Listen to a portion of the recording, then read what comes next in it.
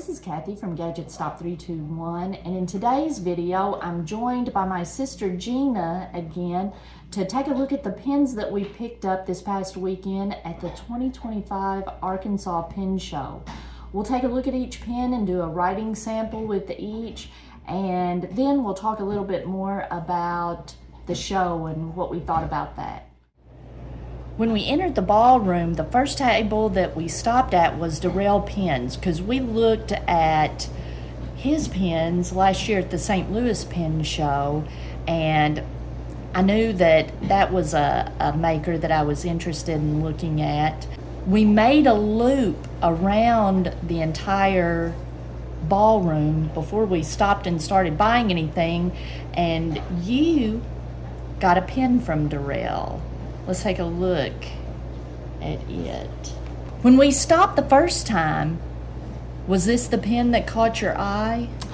Yes, it was really that one, and there was another one I really liked. But well, I knew when we stopped at that table that I was in trouble because there were a bunch of them that caught my eye. Really nice looking pins. What nib size did you end up getting? I ended up with the broad. Oh man, that's pretty. I didn't notice before. There's no engraving at all. I like that. That's nice and clean. Can we see it compared to the pen that you got? I'm gonna go ahead and put the lid on it so it doesn't dry up just yet. Compare it to the pen that you got last year at the St. Louis Pin Show. That was a Mike Green pen. But this one has a clip and it's shaped a little bit different. When you got this one, you mentioned, oh, that's going to be really similar to the pen I got from Mike Green. But then when you compared them side by side, they're similar, but still very different. Yes. You said this is a broad nib? Yes.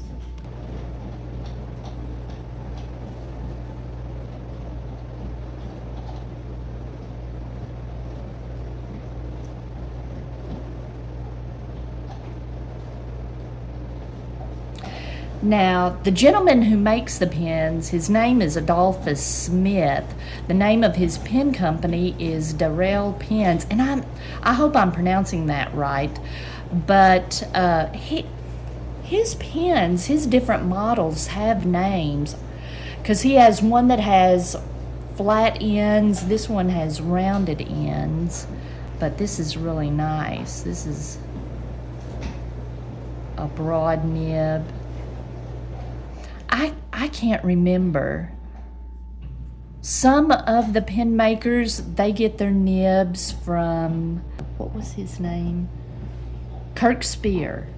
Do you remember if he I don't remember. Gets his from Kirk Spear? Let's see, and this is Yamabudo Iroshizuku.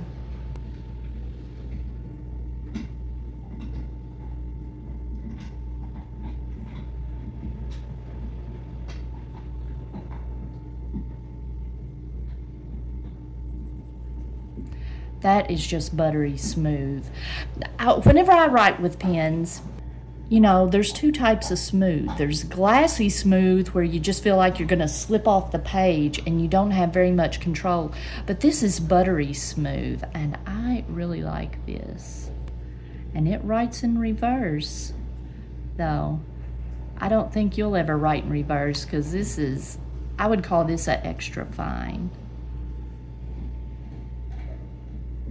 Now, when you got this, after you got it, you mentioned, oh, I should have gotten it in a stub. Do you regret that you... No, I'm happy with the broad nib. Well, I mentioned to her after she said that, I said, well, your pen from Mike Green has a stub, and since these are both Jowo, you can swap them back and forth, so it's good to have two different nib sizes. It gives you some options. That is nice. Oh, and that looks so good.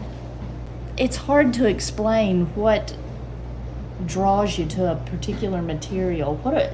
Can you put into words? Put your finger on it? What about this? It's really liked? the colors, the mixture of the colors that really draw me to pens. Is there any one color that, like the turquoise, are you drawn to turquoise pens, or is it just that The colors, the way they blend together in that pen, I really liked. Yeah, that's pretty. All right, that's a good one. Can I go ahead and do a writing sample with the one you got last year? Do you have ink in this one? Yeah, I have the Compeki? Compeki. Yeah. All right, I really liked this one. I like it. The clip on there is nice to have a roll stop. Now this one has the engraving on the nib.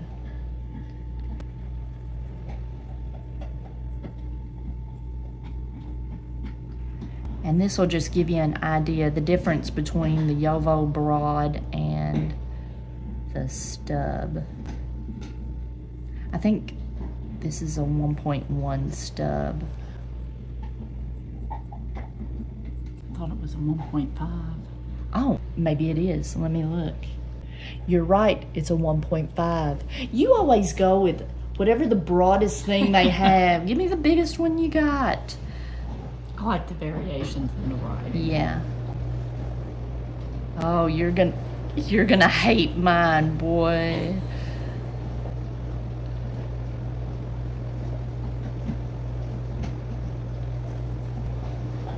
And you don't really write in reverse with a stub because it's kind of the same thing. All right. So that's the difference between a broad and, I better go ahead and write 1.5. When Gina got her pen, she got to pick out a pen sleeve. Oh, that's Galen leather. I didn't notice that. Oh, wow. And these were in different colors, and you get to pick out what color you want. So, that's nice. I didn't realize that. Okay, so after we, made our whole loop around all the tables, and then we started back at Durrell Pens. Gina got her pen. And then the next table we went to was Magnolia Pens. And just like with Durrell Pens, when I saw all the different materials he had, and he had several different body styles, pen bodies, I had a lot of trouble deciding.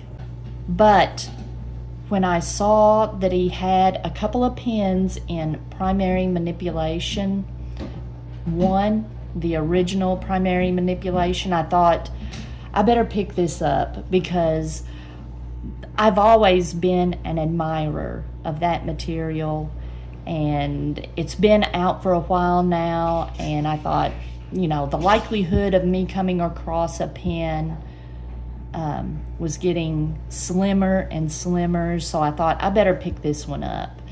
And this particular body style, I don't think his pens have names. The different models have names. Not that I remember. Your pen was 160. Yes. And this one, I think his basic pens like this were 160, but because it had a premium material, it was 175. Now you paid in cash and it was 160, so you paid 160. I ended up, I had a pen in mind that I was wanting to buy from another pen maker, so this was more of an impulse buy. So I had brought cash to buy the pen from another pen maker, so I ended up using my card to buy this one, and it was 175, but then you had taxes and fees for credit card and all that stuff, and it ended up being a little over 190.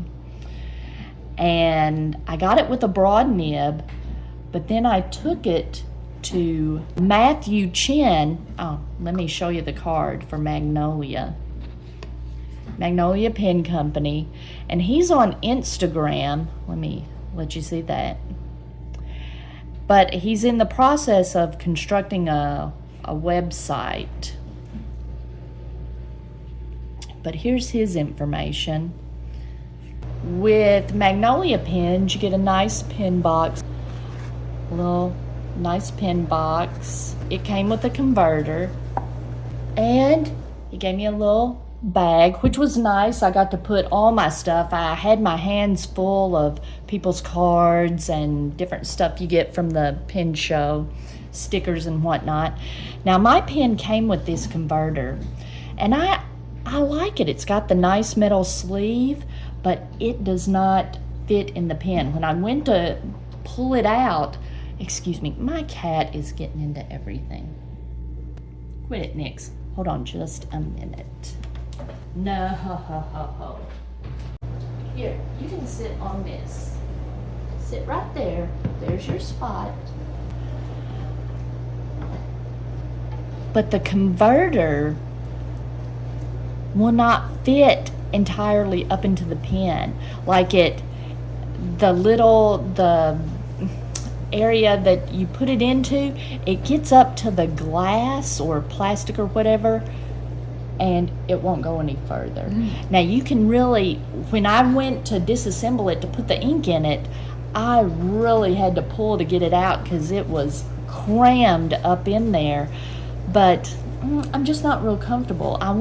You could cram it in there a little more, but I'm worried about it either cracking the plastic of the pen or damaging the converter and ink leaking out.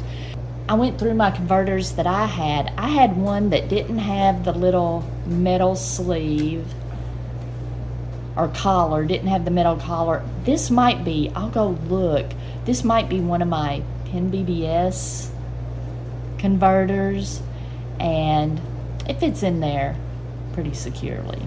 So I'm a little more comfortable using that one. That's the only downside I've seen of this pen, just that the converter didn't fit in there exactly right. And I think this is probably a Schmidt converter, I'm not sure, because this is the same kind of converter that's in my other pen. I was gonna swap between my two pens, but they've got the same converter.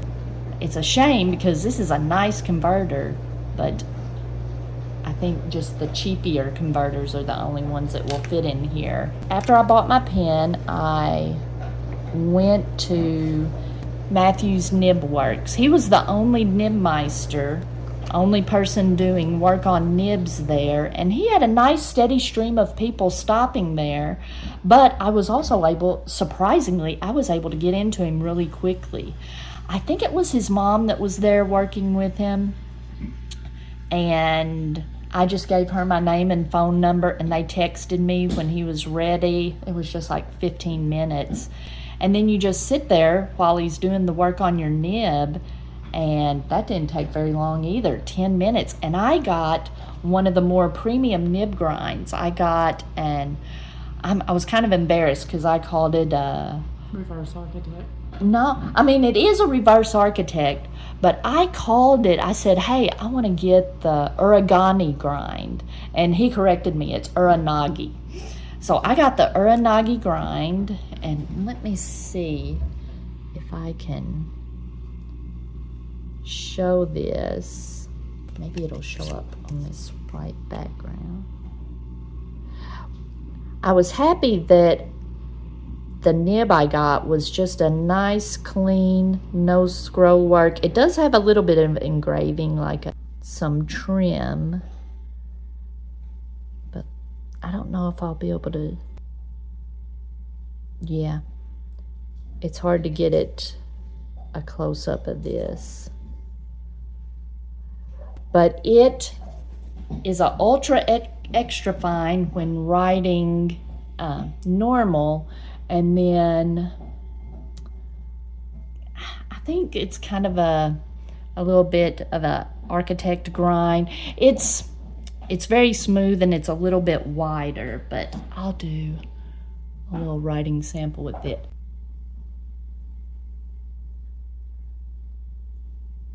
I'm gonna have to let you write with this one.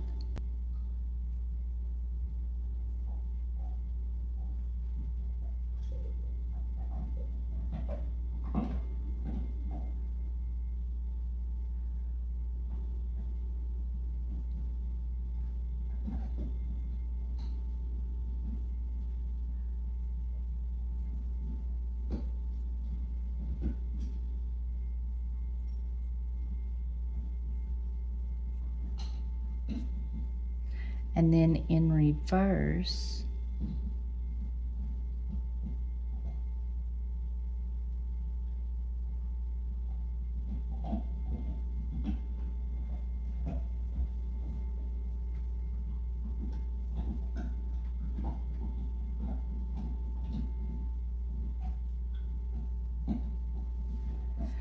now, when you're writing, I call this large. This, to me, this is the largest that I write. You can see a difference between it.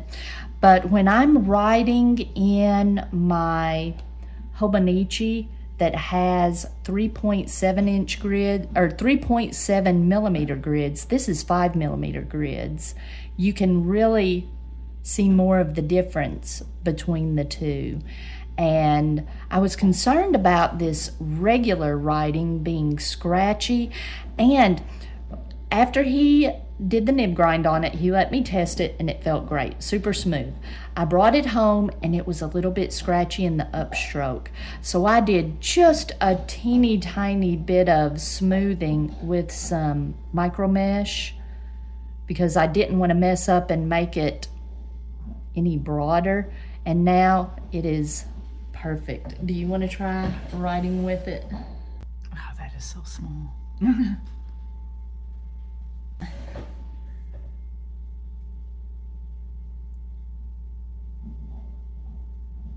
That is just too small for me.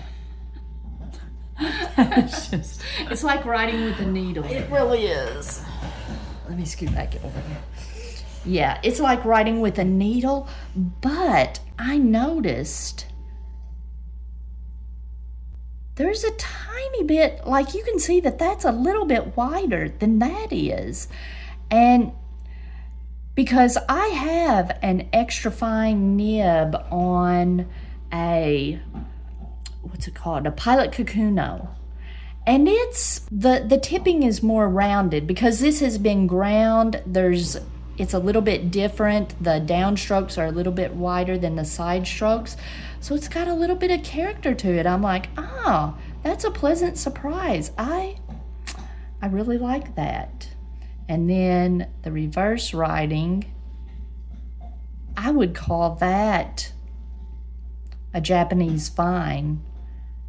And then that's a Japanese extra fine, maybe, yeah, Japanese extra fine, Japanese fine. I like that variation. So I had a little bit of buyer's remorse. I thought I should have got the grind on the next pen that I'm going to show. But after I got home and started writing with it, I'm like, yeah. And the ink I'm using is Three Oysters red wine. And I just love this material with that color. See, Yamabudo, after I bought it, I thought, oh, I'm going to put Yamabudo in it. But I have a sample of this red wine, which is very similar. So I thought, oh, I'm going to use it up first. When I bought mine, I planned on putting in ancient copper. But then when I started looking at the colors in it.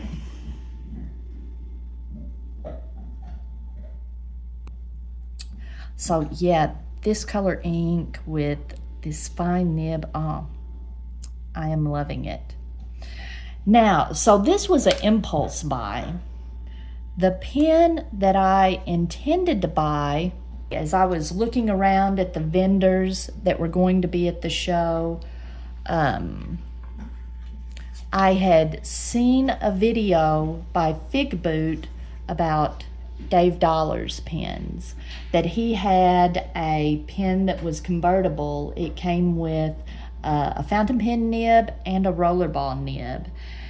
And as we were making our loop through, he had so many pen materials that I was like, I cannot decide which one I want.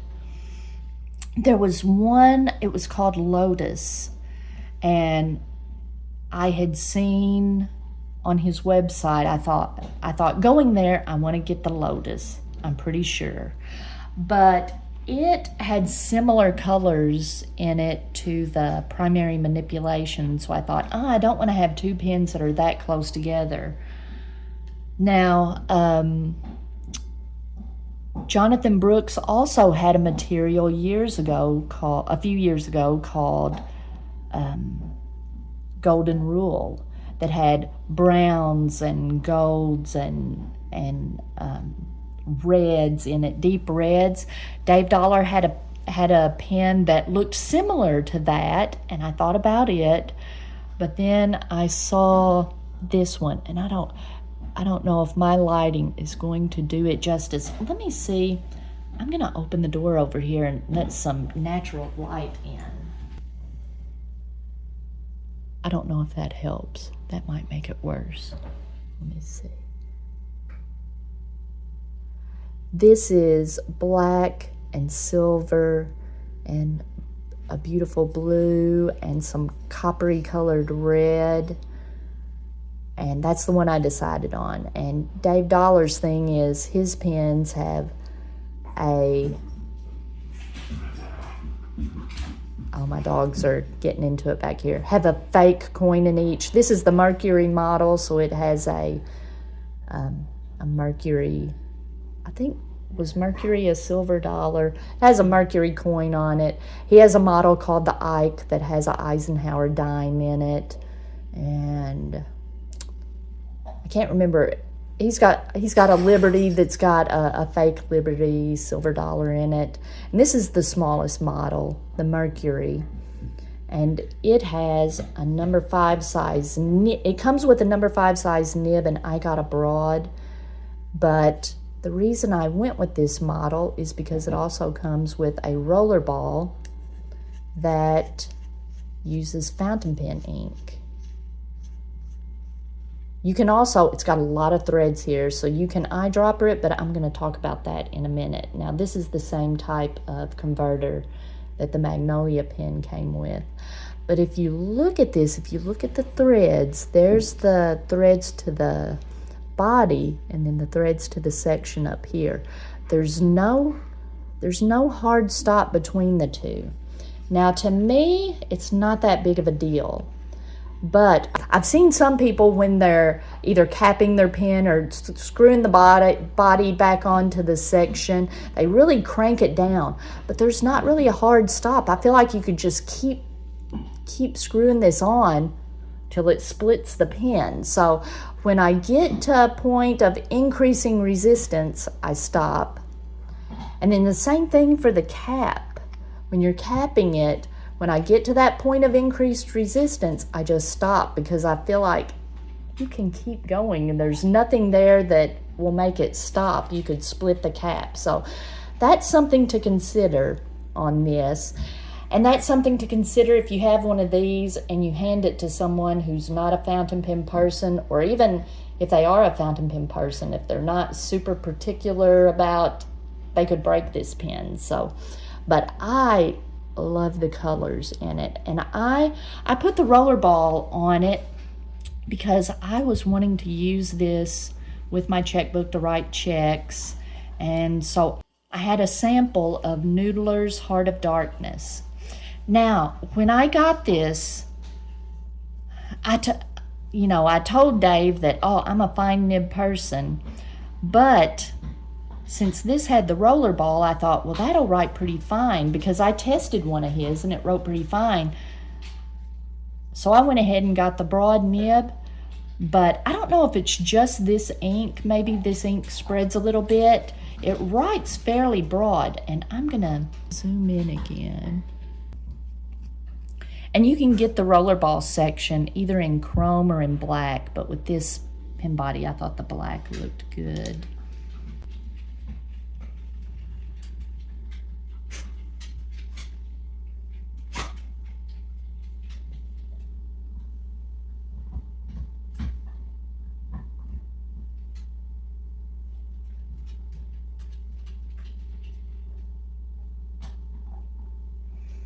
Let's see, this is the roller ball.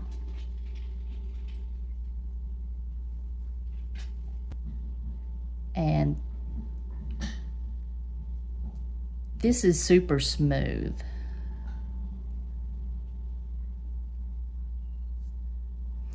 The nice thing about this ink, it dries fairly quickly, like it's smeared there. Let me let it for 5 seconds. Smeared a little bit.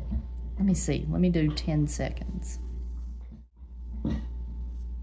Yeah. So, and I've noticed on other papers it dries fairly quickly.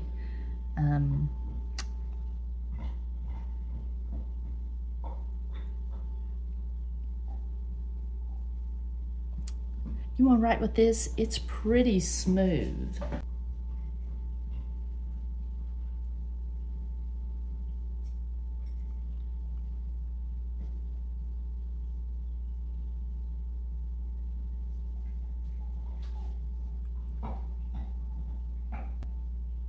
That is nice. Do you like it? I do. You know what would be really good in that? Ancient copper. Yeah, I thought that. I know you have ancient copper, and I have it's a Tasha ink that's kind of that coppery color. I thought about it in here because it like has a little bit of water resistance to it. Like if you get it wet, the coppery color washes away, but then it leaves behind like a gray component that's very, legible. But like if you compare this to that broad, there's not a whole lot of difference. So I probably should have went ahead and got a fine nib. But I'm going to be using mostly the roller ball anyway. He did have some titanium nibs. I've always kind of wanted to try a titanium nib, and he did. He let me dip test some of them. They have a nice feel to them. Like I was mentioning up here, they're smooth, but they're not glassy smooth. And they're not even, you know how people talk about Sailor nibs having that feedback to them and platinum nibs? They don't even have that much feedback. They're more of a buttery smooth. I really liked it. But they're expensive. If you wanted to get a number 5 size titanium for the smaller pen, it was $80. And if you wanted if you got a pen that used a number 6 size nib, it was $100 for a titanium nib. And he also had some pens that had number 8 size nibs. You could get those in titanium, and they were $125. So I was glad I got to try the titanium nib, but I just didn't want to spend that for it. But I got this one primarily for the roller ball.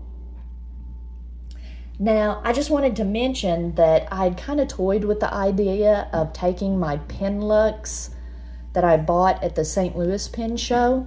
I toyed with taking it because it has a broad nib, and thought about getting it ground into a Uranagi, but it's a gold nib, and I wouldn't be able to swap it out with my other pen that uses a Jowo, my Leonardo pen. It's got silver hardware, so that's kind of what made me decide against it. And I'm kind of glad, because that Uranagi is so fine, and this pen holds so much ink. It would take me a year to use up this much ink in that fine nib.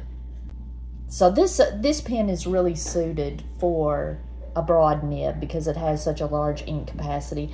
And I kind of thought about taking this to St. Louis this year and selling it, but when I got it out of my pen case, I'm like, oh, that is so pretty. I wanted a pen made out of this material for so long. I'm not going to sell it this year. I'm going to hold on to it a little bit longer because I think this is one I want to keep.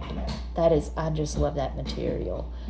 And with that the ink, the Pen Show ink is perfect. it really is. The Pen Show ink from 2024 St. Louis Pen Show, it's like it was made for this pen because it's got that gold shimmer in it. So yeah, you're right. This needs to be my signature memory from the 2024 St. Louis Pen Show. let me see, did we show everything? Oh, and you can see it on Fig Boots video, but he showed the packaging from Dave Dollar. That's really clever. A dollar sign with on a wax seal, and then you get your box.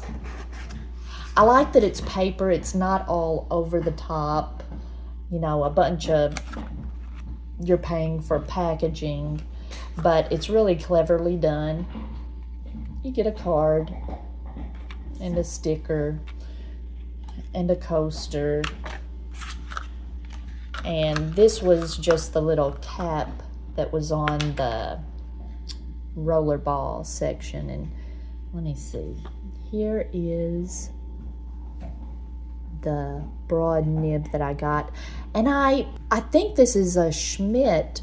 I'm 99% sure that this is a Schmidt nib. I'm pretty sure the rollerball section is made by Schmidt, and so the nib would have to fit the same thread, so I'm pretty sure this is a Schmidt nib. All right. Hey Nix, look at the camera. Oh my gosh. All right, so the Pin Show, the Arkansas Pin Show, is in Little Rock. That is like a 3.5 hour drive for us. So we just made it a one-day thing. There are, according to the website, there were about 30 vendors, and it's in a fairly small ballroom considering how many vendors are there. I mean, every space has a table. They could not have more tables in there. So I wouldn't say that it was overly crowded. It was comfortable, but I was not comfortable taking video. I took some video leading into town, and I had every intention of taking some pictures, but then I didn't want to be blocking people, and I don't know. So we got there in the morning, and like I said, we got there in the morning, and when you check in, it was $10 for the whole weekend. I mean, but we were just there for one day, and you get a little card. That's your admission. I gave you a sticker. Here's my cat, Nix. I give you a sticker. A bookmark. Now, don't be messing with this stuff. A postcard. And you got one ticket to enter a raffle for an Esterbrook Esty. They had 3 of them. So we didn't win one of the pins, but that's cool that you get a free entry into a raffle. Let's see, what we got there around 10 o'clock. 9:30, 10 o'clock, somewhere around in there. And so we made our loop around, looked at everything. I was primarily focused on handmade pins. I didn't really stop and look. I stopped at one table and looked at a vintage Esterbrook just to kind of see what people were charging for those. But I didn't want to get distracted with mass-produced pins because I'm pretty content right now with the pins that I have. I've always kind of wanted a Pelican, wanted to try an Aurora. There are, some pins out there that were always on kind of my bucket list, kind of my grail pins, but I wasn't really interested in those, so I didn't want to stop and get distracted by those. I stayed pretty busy just looking at the handmade pins. Did you have anything in mind when you went? Were you planning or? No, I just, kind of like St. Louis, just when something caught my eye. And the first table, someone that caught your eye. Both years. Last year and this year, very first table. And everyone, I stopped and looked at Jim Hines's table, but by that point, his was the third table of, handmade pens, small maker pens that I looked at. He had some beautiful looking stuff. He had some small pens that kind of caught my eye. But that was the third table. I had already looked at Durrell. He had several pens that I liked the looks of. Magnolia, I was pretty sure I was going to get that primary manipulation, but he had a bunch of other pens that I was really interested in. I'd already kind of had my heart set on one of those convertible pens from Dave Dollar. So Sean Newton, his handmade pens have always kind of interested me. But I was like, oh, no, I've already got these pens that have kind of caught my eye. But now I've got, those are kind of pens for the future pen shows. I've got several years of pen show that I'm like, I know what kind of pen I want to buy. I think at St. Louis, I want to get another Magnolia pen because, like I said, he had a pen. I don't know if it's a design of his or he was inspired by some other kind of pen, but it was a pen that had kind of a tapered body. It had a clip and it posted very deeply, but you didn't have to post it for it to be a usable size. That's what I've got my heart set on for the St. Louis Pen Show. Durrell in the future, he had a number of pens and Durrell, he didn't have any at this pen show, but I've seen on his Instagram that he makes pens out of soapstone, out of alabaster. That's always kind of interested me. So that's something I'm keeping my eye out for the future. I had a little bit of buyer's remorse. I thought, oh, I should have gotten the dollar pen, the nib grind on the dollar pen instead of the primary manipulation. Because it writes so fine. Usually when I'm writing that tiny, I want a tiny pen. But I'm glad I did it the way I did because I'm wanting to use the roller ball on that dollar pen. So that would have been a bummer to have the grind on that little bitty pen. And another reason, I wanted to get the nib grind on a number 6 Jowo so I could swap it out with other pens. That was the main reason that I put the custom grind on that pen. We got done with all of our shopping and all of getting the nib work done. It was about noon, wasn't it? It was. We went and ate, and I had told her, I said, hey, would you want to go back over there after we eat and take a few pictures? And Gina said, yeah. But by the time we got done eating, I had a little bit of headache that day, a little bit of a headache.